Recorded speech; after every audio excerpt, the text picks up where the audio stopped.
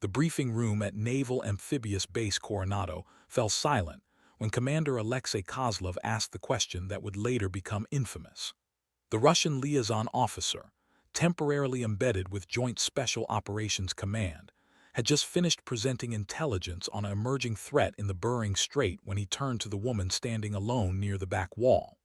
She wore an unmarked flight suit, no rank insignia visible, her dark hair pulled back in a regulation bun. Her eyes were the color of Arctic ice, and they hadn't left the tactical display once during his entire presentation. Kozlov noticed something the others hadn't: the way every map coordinate he mentioned made her fingers twitch slightly, as if she were already calculating intercept vectors and fuel loads in her head. "Excuse me," Kozlov said in his accented English. "This briefing is classified, SEAL team operational personnel only. I don't know who you are, but you need to leave." The room's temperature seemed to drop 10 degrees. Several operators shifted uncomfortably, their eyes moving between Kozlov and the woman. Master Chief Danny Ortega, a grizzled veteran with 23 years in the teams, slowly closed his eyes and shook his head. Lieutenant Commander Marcus Webb started to stand, opening his mouth to intervene, but he was too late. Before anyone could speak, a Marine Corps gunnery sergeant who'd been standing by the door made his first and last mistake of the day. "Ma'am, you heard the man," Gunnery Sergeant Brett Hansen said, moving toward her. His hand reached out to grasp her shoulder, to physically guide her from the room. "This is a restricted," his words died as his fingers made contact with her flight suit. In one fluid motion, she trapped his wrist, rotated it outward with textbook precision, and had him facing the wall with his arm locked behind him at an angle that promised serious pain if he resisted. Her voice when she finally spoke was quiet, almost conversational, with a faint accent that none of them could quite place. "My name," she said, maintaining the lock with minimal effort while Hansen's face pressed against the wall, "is Commander Natalia Volkov. My call sign is Ledianya. It means ice in Russian. Perhaps Commander Kozlov recognizes it." Kozlov's face had gone pale. His mouth opened and closed twice before words emerged. "Baj moi," he whispered. "Your Strike Angel." The nickname made several operators sit up straighter. Strike Angel. The ghost who'd flown missions that officially never happened. The pilot whose aircraft designation was classified above top secret. The woman who'd been decorated by 3 different nations under 3 different names. Natalia released Hansen's arm and stepped back. The Marine turned slowly, rubbing his wrist, his face a mixture of embarrassment and dawning realization. She walked to the front of the room with measured steps, her boot heels clicking against the concrete floor. When she reached the podium, she didn't raise her voice. She didn't need to. "I don't lead Navy SEAL Strike Command," she said, her ice-blue eyes sweeping across the assembled operators. "I command something that doesn't exist in any organizational chart you've ever seen. My team operates in the spaces between official missions. We fly aircraft that haven't been publicly acknowledged. We engage threats that would cause international incidents if they were reported." She paused, letting that sink in. "Commander Kozlov's intelligence is 48 hours old. The situation in the Bering Strait has already escalated. 3 Russian submarines have gone dark. Chinese reconnaissance aircraft have violated Alaskan airspace 17 times in the past week. And 4 hours ago, a civilian fishing vessel disappeared without a trace 20 nautical miles from St. Lawrence Island." She tapped the tactical display, and new data flooded the screens. The operators leaned forward, their earlier skepticism evaporating as they absorbed the information. Satellite imagery showed ice formations that weren't natural, thermal signatures that indicated something massive moving beneath the frozen surface, radio intercepts in multiple languages, all encrypted at levels that suggested military coordination between nations that publicly maintained hostile relations. "Pentagon believes we're looking at a joint Sino-Russian operation to establish a permanent subsurface base in disputed Arctic waters," Natalia continued. "But they're wrong. What we're actually facing is worse."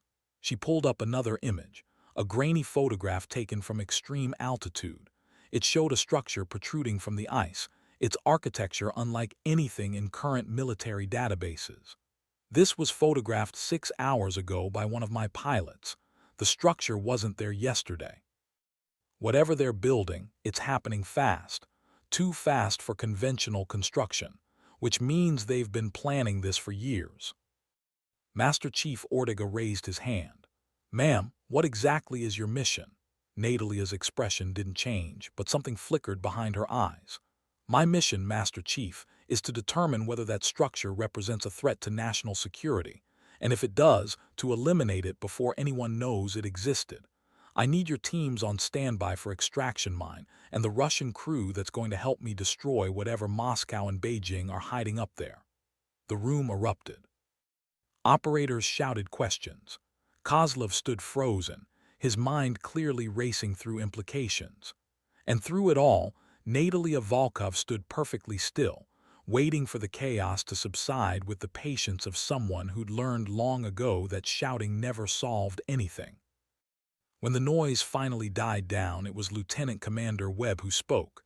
His voice was careful, respectful. Commander, with all due respect, you're talking about an act of war, multiple acts of war. If you're proposing what I think you're proposing, I'm not proposing anything, Natalia interrupted quietly. I'm informing you of an operation that's already in motion. My aircraft launches in 90 minutes. Commander Kozlov will accompany me as a liaison to ensure Moscow understands this isn't an American operation against Russian interests. It's a joint response to a rogue element operating without authorization from either capital. She looked at Kozlov. Your brother still commands the Northern Fleet's Tactical Aviation Wing. Kozlov nodded slowly, understanding beginning to dawn. Captain Viktor Kozlov, he won't believe this. He won't commit resources without.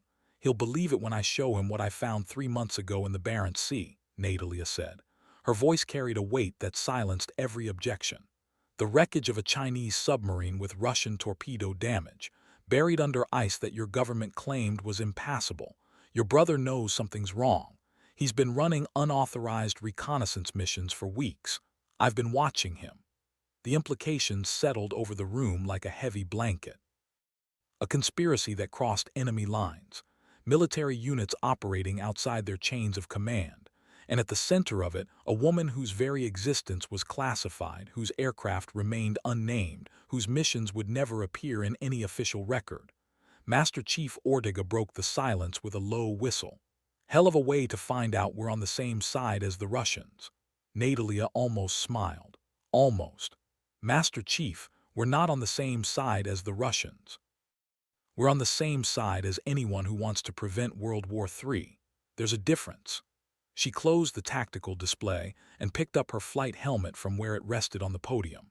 The helmet was matte black, no markings except a small crystal snowflake painted near the visor seal. I'll be back in 72 hours.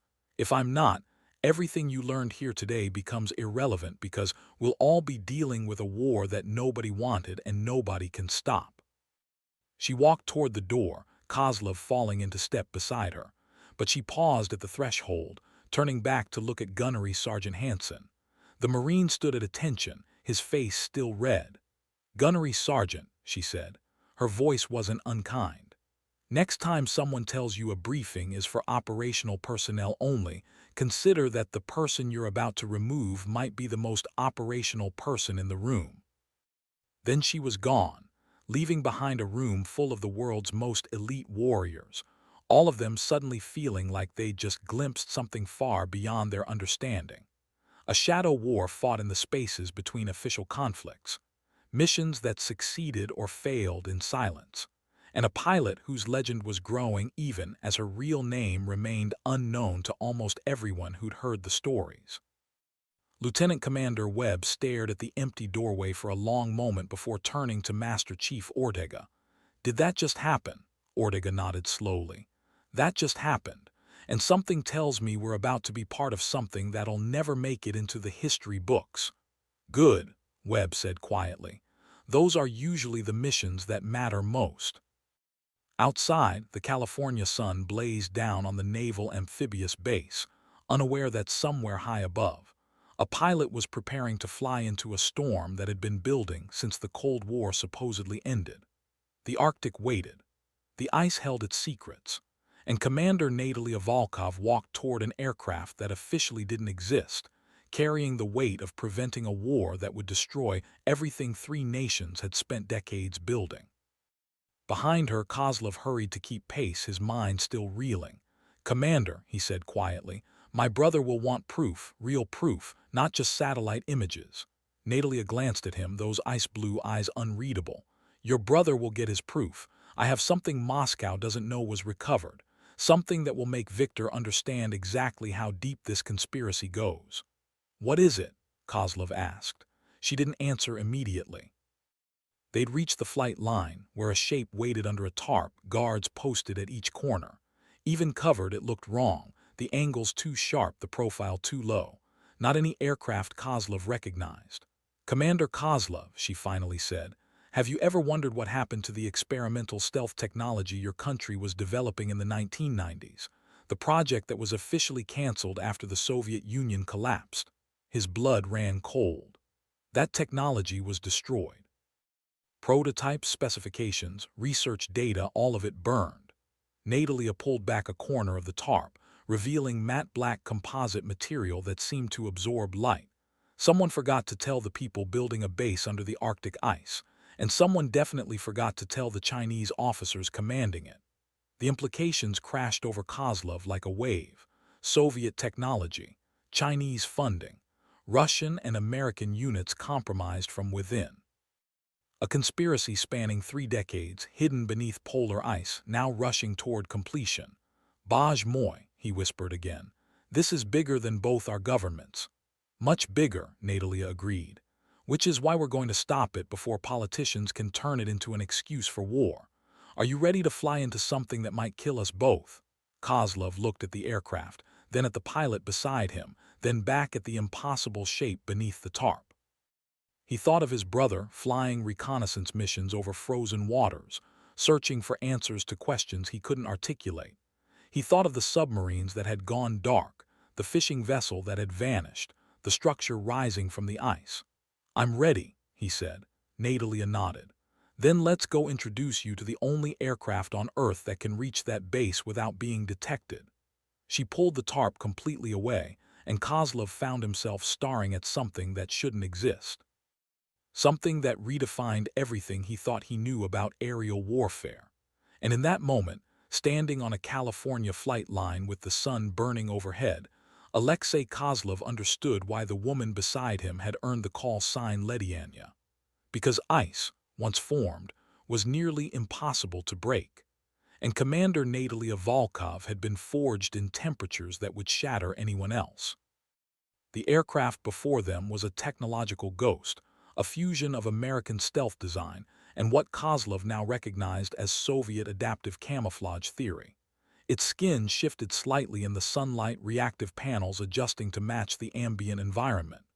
No hard edges existed where radar might catch them.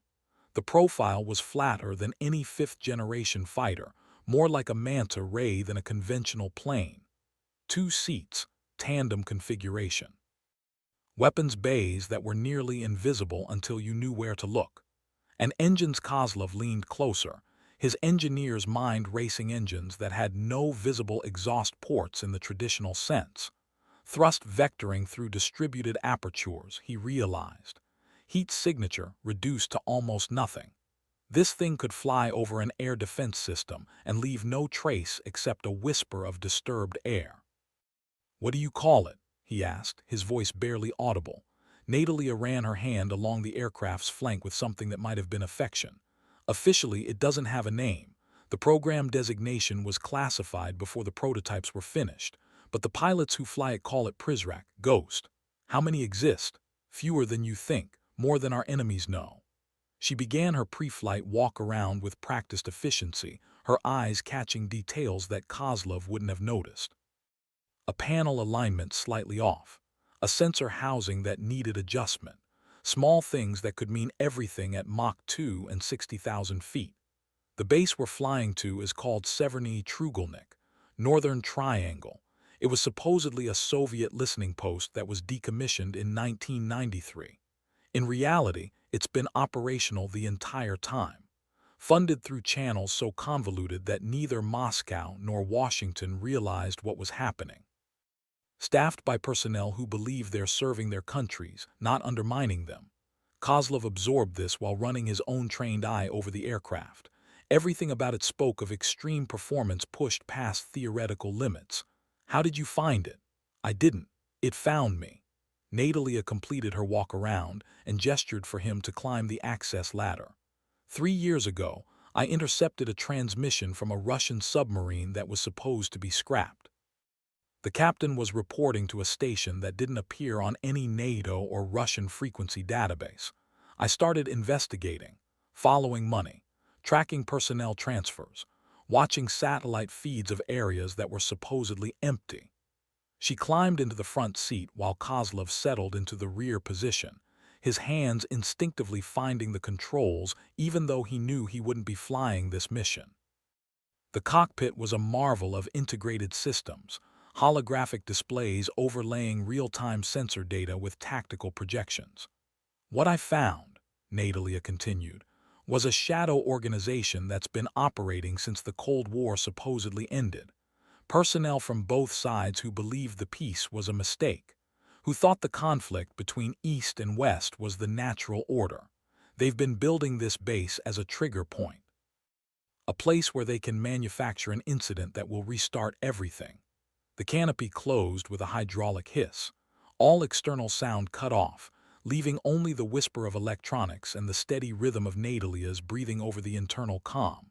When the time comes, she said, they'll stage an attack, make it look like one side struck first.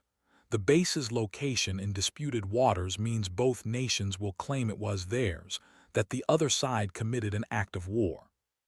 From there, escalation becomes inevitable. Unless we destroy it first, Kozlov said quietly. Unless we destroy it first, she agreed, and make sure both Moscow and Washington understand what really happened before anyone can weaponize the incident. The engines came to life with a sound like distant thunder, not the scream of conventional turbines, but something deeper, more fundamental. Kozlov felt it in his chest, a vibration that seemed to resonate with his heartbeat. Around them, the ground crew pulled away chocks and cleared the area. A follow vehicle appeared to guide them to the runway, but Natalia waved it off. She knew exactly where she was going. The tower's voice crackled over the radio. Prizrak 1, you are cleared for immediate departure. Climb to flight level 600 and proceed on filed route. Good hunting. Prizrak 1 copies, Natalia responded. Her hands moved across the controls with the unconscious grace of someone who'd logged thousands of hours in cockpits. Tower, be advised we're going radio silent in 3 minutes. Do not attempt contact until we return or you receive an emergency beacon. Understood, Prizrak 1. Tower out. The runway stretched before them, heat shimmer rising from the asphalt. Beyond it, the Pacific Ocean glittered under the afternoon sun.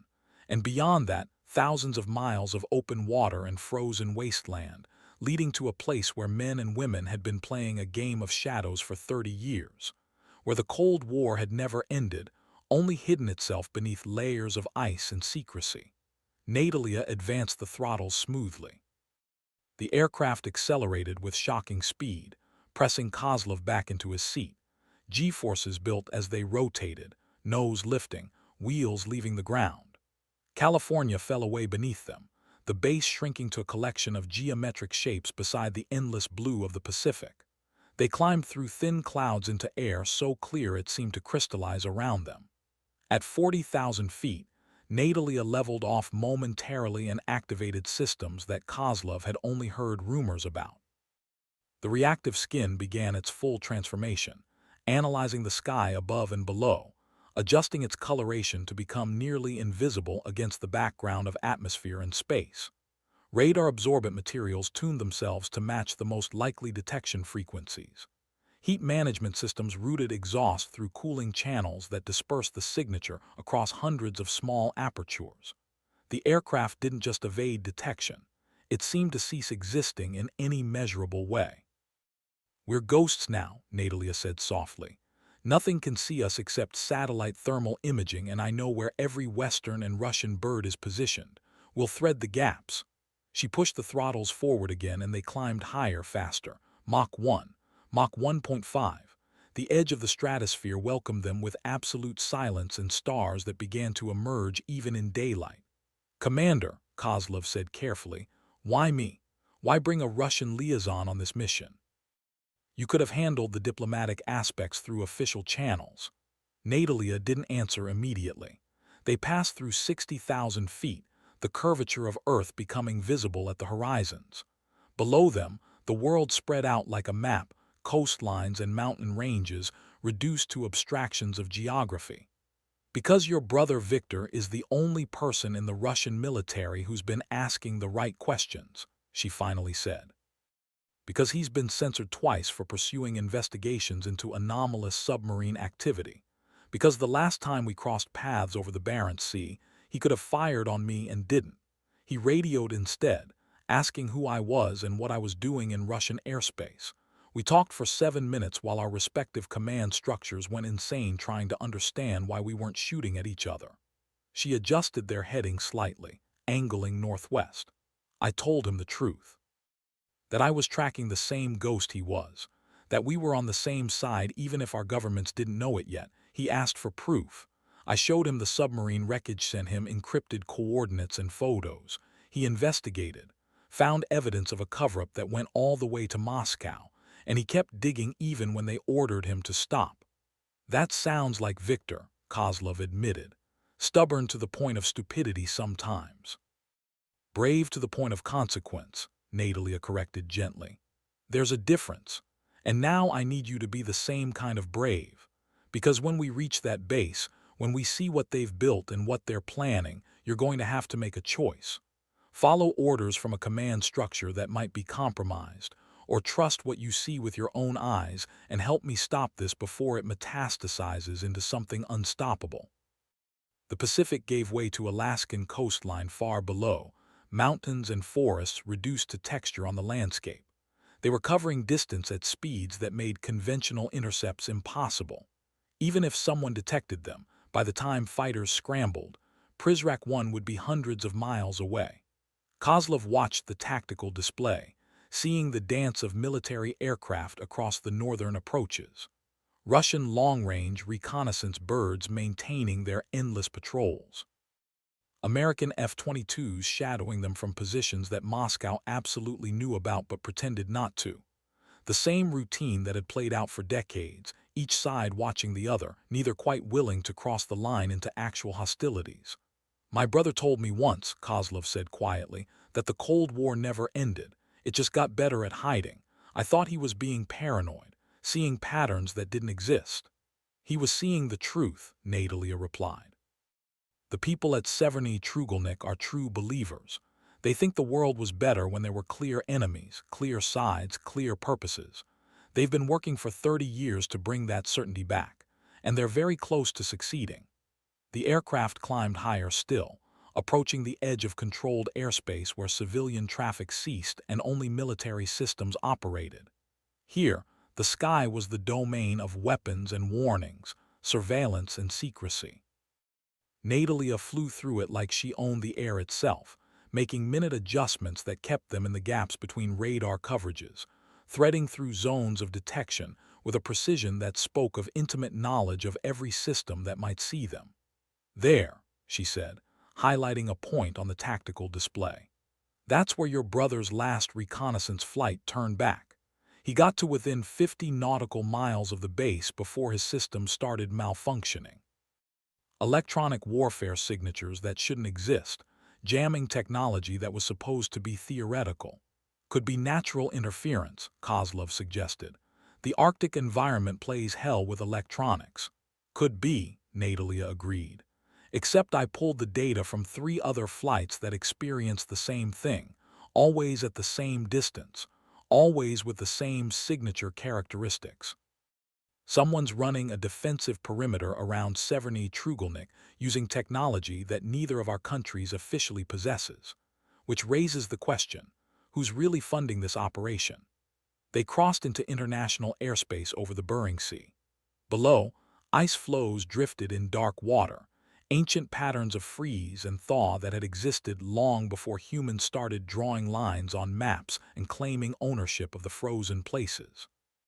The sun began its long Arctic descent toward the horizon, painting everything in shades of gold and crimson that seemed impossible, too vivid to be real. Alexei, Natalia said, using his first name for the first time. In about 2 hours, we're going to see something that will change how you understand the world. I need you to stay calm, stay focused, and most importantly, trust that I'm not your enemy. Whatever we find at that base, however bad it looks, remember that we're here to prevent a war, not start one.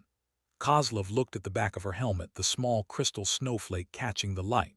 I trust you, Commander. My brother's judgment has never failed him. If he believed you were honest, then you are.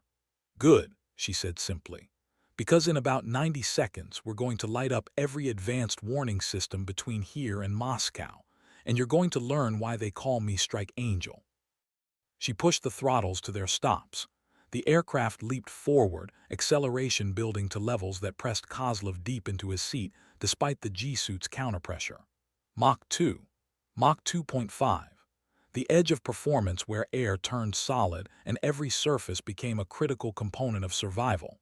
The reactive skin blazed with heat that was immediately channeled away through thermal management systems working at their absolute limits.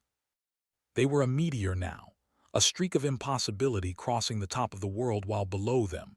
Radar operators stared at screens that showed nothing, heard warnings that made no sense, detected a ghost that flew faster than physics should allow.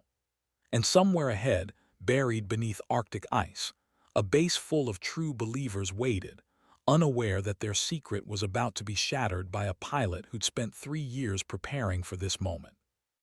A woman who'd earned her call sign in skis where failure meant death and success meant staying invisible. A commander who led missions that officially never happened, flying aircraft that didn't exist, preventing wars that would never be recorded in any history. The ice waited. The conspiracy deepened. And Natalia Volkov flew toward the center of it all with the